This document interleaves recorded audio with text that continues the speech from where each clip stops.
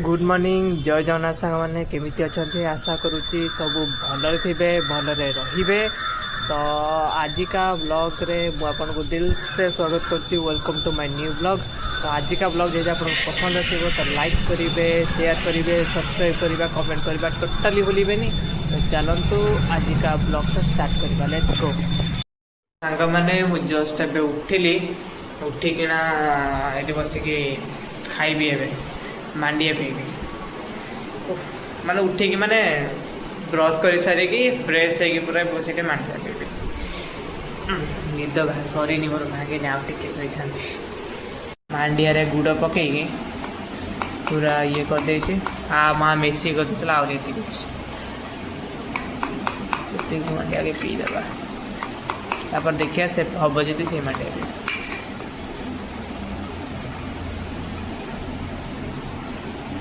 चलते पीजा मांडिया।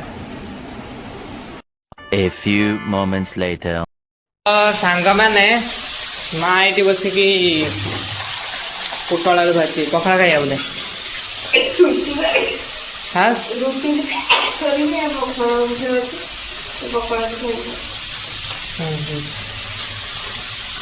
तो भजा भाजी रुटी अच्छी कर पखाड़ अच्छी खाईदबा।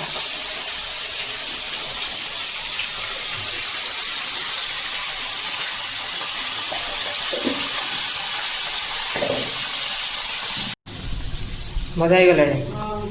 तो सांग भजा हो गला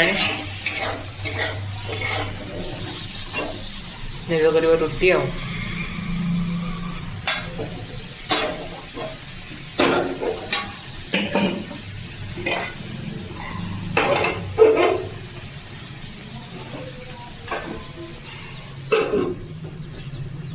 सांग मैंने मुझे धामनगर जी धामनगर जाकि बैंक रे काम टे अच्छी इन्शुरांस गोटे खोलिबार अच्छी खोली देकी आसबि आठी जी जी टे मेडिकल माने कम माने पेट्रोल पकड़ जी पेट्रोल पकईकी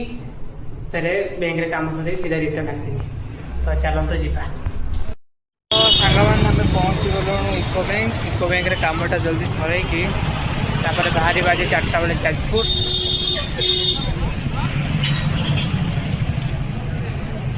2000 years later.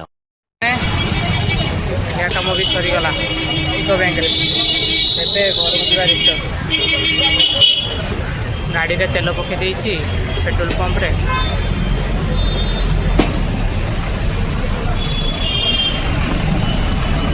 रिटर्न पड़े खरा भी प्रबल मैंने मु घरे पहुंची सारे जस्ट आसिक पहुंचली पहुंचिकी लिक्विड ओआरएस फास्ट बाहर करदेली पीमी बाहर जो से गरम हो माने कहवा बाहर जा कमटा मोर भलरे हो गला सारी पलि आसली सांगे सांगे ना पूरा लेट होता मत लगुला तो 2 घंटा 3 घंटा लगी था बट बहुत जल्दी सरीगला। मैंने एबे मु खाइबी पखाड़ आ माँ खाइब तो गरम ना ना सब पकड़ खाइब तू पखाड़ खाइब तो पानी रे उठ हाथ कर दे। अच्छा अच्छा टमाटो बाइगण पोड़ी देछि भजा थिला टिके सकाळे बड़ी बड़ी ता चुरी की पकेबो बाइगण पकेबो मते बासी पखाड़ाटा देबो होला ये कर कोन ये कर लंका मन बोले लंका अच्छे बड़ी ये कुटी दे। सांग मैंने आजिकार आइटम है दही पखाड़ है आटा बैगण भर्ता बैगण बड़ी भर्ता पोटल आलू भजा पियाज रहा टमाटो रसुण दला काकुडी रसुण दला आईटा एटा कि गोटे भजाटे रहा कि भजाटा नाड़ी भजा नहीं बोईतालु फुल नाड़ी बोईतालु फुल नाड़ी भजा आजिकार आइटम है एमती कहीं खाली अंडा 6टा अंडा मुझे एका खाई पेटा पूरा गरम अच्छी देह भी पूरा गरम अच्छी पखाड़ जा दाबिले ये हम भल लगे टे। तो चलतु मोटे चिपड़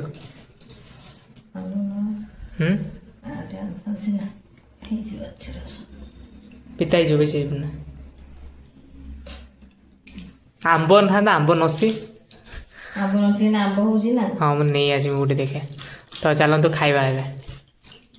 ତ ସାଙ୍ଗମାନେ ମୁଁ ଜଷ୍ଟ ଉଠିଲି ଉଠିକି ଆଣିଛି ତରଭୁଜ ମା କାଟି ଦେଇଛି ସେଇଟା ଏତିକି ଲାଷ୍ଟ ତରଭୁଜଟା କାଟି ଦେଇଛି ମା ଏବେ ବସି ତରଭୁଜଟା ଖାଇବି ଖାଇସାରିଲା ପରେ ଟିକେ ଯିବି କାଳୀ ବଜାରଟେ କାମ ଅଛି କାମ ସାରିକି ଆସିବି ମା ବସିକି ଏଠି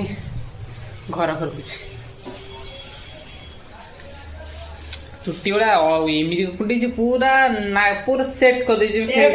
ଫେବିକ୍ୱିକରେ ତେଲ ମାରିନେ ମୁଣ୍ଡଟା ସେ ଚୁଟିଆ ମୁଣ୍ଡରେ ନାହିଁ ସେଟାରେ ସେଟ୍ ହେଇଗଲାଣି ସାଙ୍ଗମାନେ ମୁଁ ଜଷ୍ଟ ଖାଇସାରିକି ଏଠି ବସିକି ଗଛରେ ଏବେ ପାଣି ଦେଉଛି ପାଣି ଦେଇ ସାରିଲା ପରେ ଯେମିତି କାଳୀ ବଜାର ମାଗର ଗଛରେ ପାଣି ଦେଇଦିଏ ସଞ୍ଜ ହେଲାଣି ଆଉ ସଞ୍ଜ ପରେ ଦିଅନ୍ତିନି କ'ଣ ଗଛରେ ପାଣି ଏବେ ଦେଇଛି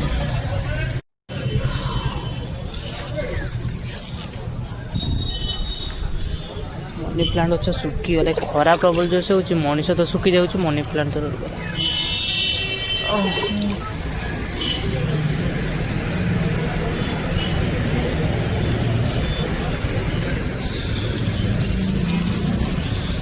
One eternity later. ସାଙ୍ଗମାନେ ମୁଁ ଯାଇଥିଲି କାଳୀ ବଜାର ଯାଇକି ଏବେ ଆସିସାରିଲିଣି ଆଉ ଆସିକି ଜଷ୍ଟ ବସିଥିଲି ମା ନନା କହିଲା ଯାଇକି କ୍ଷୀର ନେଇକି ଆସେ ରାତିରେ କ୍ଷୀର କାଟିବା ପାଇଁ ମାନେ ଛେନା କରିବା ପାଇଁ ଆଉ ଏଇଠି ବସିକି ମା ତାର ଶୋଇଛି ଶୋଇକି ବସିକି ଦେଖୁଛି ୟୁଟ୍ୟୁବ ଦେଖୁଛି ତ ଚାଲନ୍ତୁ ଯିବା ଯାଇକି କ୍ଷୀରଟା ଦୋକାନରୁ ନେଇ ଆସିବା ପ୍ରଗତି କ୍ଷୀର 2ଟା ପ୍ୟାକେଟ୍ ଛେନା କାଟିବ ତ ଚାଲନ୍ତୁ ଯିବା ଗଛ ଗୁଡ଼ା ରଖିଥିଲି ମାଙ୍କଡ଼ ଖାଇବେନି ବୋଲି ଆଉ ଚେଞ୍ଜ ରଖି ନାହିଁ ମୁଁ ରଖିଦେବା ଓହୋ ଚलो ଚलो ଚलो ଚलो ଚलो ଚलो ଚलो ତ ସାଙ୍ଗମାନେ କ୍ଷୀର ନେଇ ଆସିଲି ଯାଇକି ପ୍ରଗତି ଚାଲନ୍ତୁ ଚୁପଟା ପୁରା ହେଇଯାଇଛି ଚାଲନ୍ତୁ ମାଆକୁ ଦେଇଦେବା କ୍ଷୀରଟା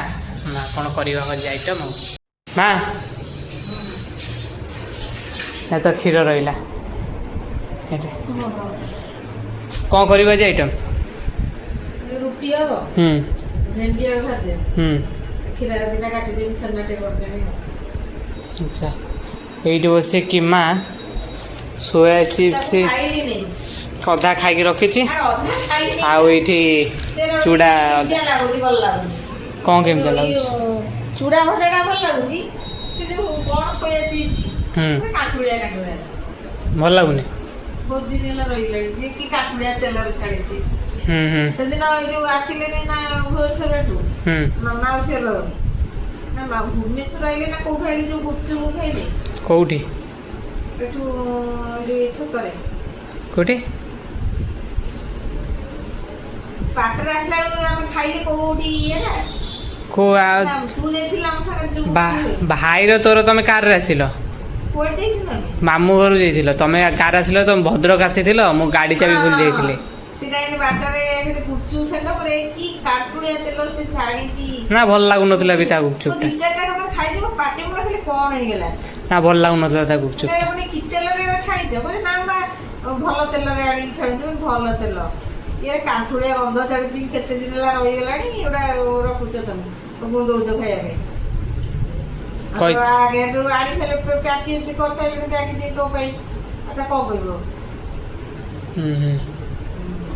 ତେଲ ଲଗେଇବ ମୁଣ୍ଡରେ ଏବେ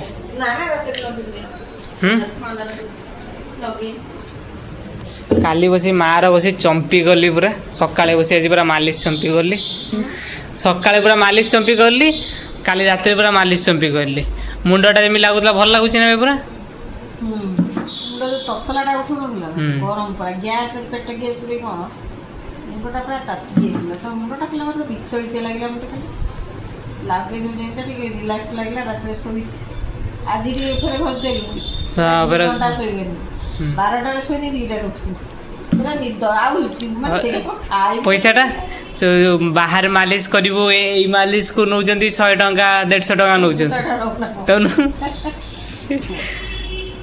ଦିଥର ଫେରେ ମାଲିସ ନେଲୁ ପ୍ରିମିୟମ ବାଲା ଫେରେ ଗୋଟେ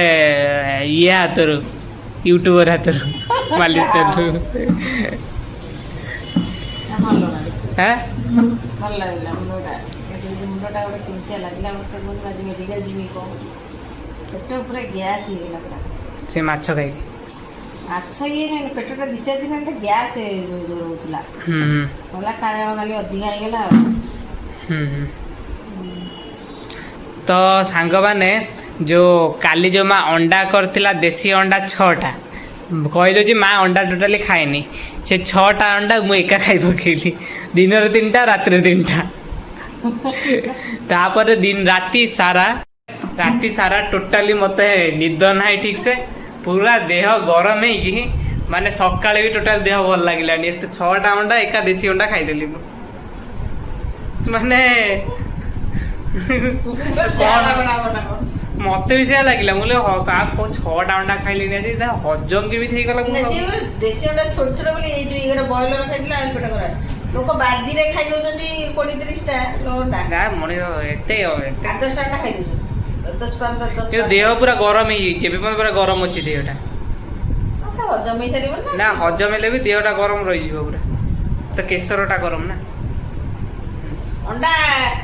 ଉପରଟା ଖାଇବୁ ଏତେ କିଛି ଲାଗିବନି ମେନଟା କେଶର ସେଇଟା ପେଟ ଗରମ କରିଦିଏ କେଶରଟା ଦେହ ବି ଗରମ କରିଦେବ ତ ସାଙ୍ଗମାନେ ଯଦି ଆଜିକା ବ୍ଲଗଟା ଆପଣଙ୍କୁ ଜିନିଷ ପସନ୍ଦ ଆସିଛି ତ ଲାଇକ୍ କରିବେ ସବସ୍କ୍ରାଇବ କରିବେ ସେୟାର କରିବେ ଆଉ କମେଣ୍ଟ କରିବା ଟୋଟାଲି ଭୁଲିବେନି ଦେଖା ହବା ଆମେ ନେକ୍ସଟ ଭିଡିଓରେ ଥ୍ୟାଙ୍କ ୟୁ ଫର ୱାଚିଂ ତ ସମସ୍ତଙ୍କୁ ଗୁଡ ନାଇଟ୍ ଜୟ ଜଗନ୍ନାଥ ଭାରତ ମାତା କି ଜୟ ଟାଟା ବାय ବାय